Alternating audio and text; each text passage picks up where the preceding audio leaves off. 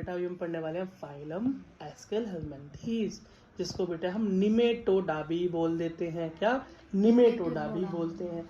इसका जब cross section करते हैं तो बेटा सर्कुलर निकलता है। क्यों? गोल शेप के कीड़े जैसी स्ट्रक्चर होती है। देखो एस्केल हेलमिंथेस की दिखाई दे रहे हैं। अगर बेटा मैं इसे काटूंगा तो क्या निकलेगा? क्रॉस सेक्शन गोली तो निकलेगा, गोली तो दिखाई देगा अंदर से कटने के बाद। ठीक है, जैसे आप खीरा काटते हो कैसे निकलता है? गोल। ठीक है, तो इसको इसी वजह से हम राउंड वॉर्म भी कह देते हैं। गोल स्ट्रक्चर होने की वजह से इसे क्या राउंड वॉर्म भी कह देते हैं। तो टेप वॉर्म को टेप वॉर्म क्यों कहते थे? दोनों तरफ से चपटा था, बिल्कुल चपटा था, इसलिए भी टेप वॉर्म बोलते थे, टेप की तरह। मोस्टली मेंबर एंडोपैरासाइट है बेटा, वो भी एंडोपैरासाइट था, है ना। और बेटा ये भी क्या है? हाँ, प्लेटीहेलमिंथेस भी बेटा ये एंडोपैरासाइट का मतलब था होस्ट के अंदर। लेकिन बेटा वो सिर्फ एनिमल में ही काम करता था, एनिमल के अंदर ही रहता था बेटा। ये प्लांट्स के अंदर और एनिमल दोनों में घुस सकता है ये निमेटोडा, ये समझ लेना, ये बड़ा टेढ़ा बंदा है ये। अगला देखो बेटा, ये कैसे होती है? फ्री लिविंग भी रह सकते हैं, कैसे? बाहर भी घूम सकते हैं आराम से बिना होस्ट के। कहाँ रहेंगे? तो पानी में रहेंगे। कहाँ रहेंगे?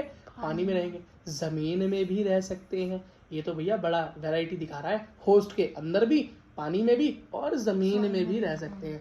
डाइजेस्टिव सिस्टम कंप्लीट है इनका।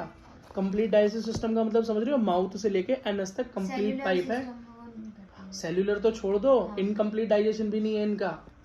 इंट्रा सेल्यूलर छोड़ दो, इनकम्प्लीट भी नहीं है, कंप्लीट डाइजेशन है। मतलब माउथ से खाते हैं तो एनस से बाहर वेस्ट आता है, मुंह से बाहर नहीं जाता।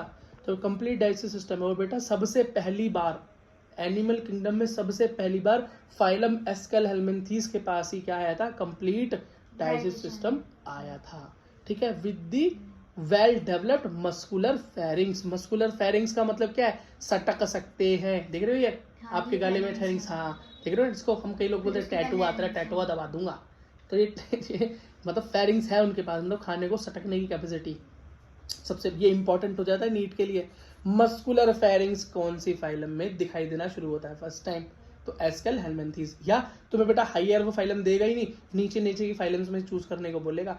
जैसे क्या? पॉरीफेरा, सिलेंट्रेटा, टिनोफेरा, है ना। अगला देखो तो बेटा एक्सक्रीशन कैसे होता है, मतलब ऑस्फोरेगुलेशन कैसे होता है इसका?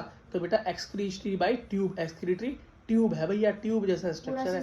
हाँ बहुत आसान है। और बेटा यहाँ पर जो सेल है, पहले वाले में क्या थी? फ्लेम सेल, तो यहाँ पर क्या है? Renette cell. क्या है? Renette cell. बस बेटा इसके अंदर याद रखना, फीमेल लंबी होती है और मेल होता है छोटा।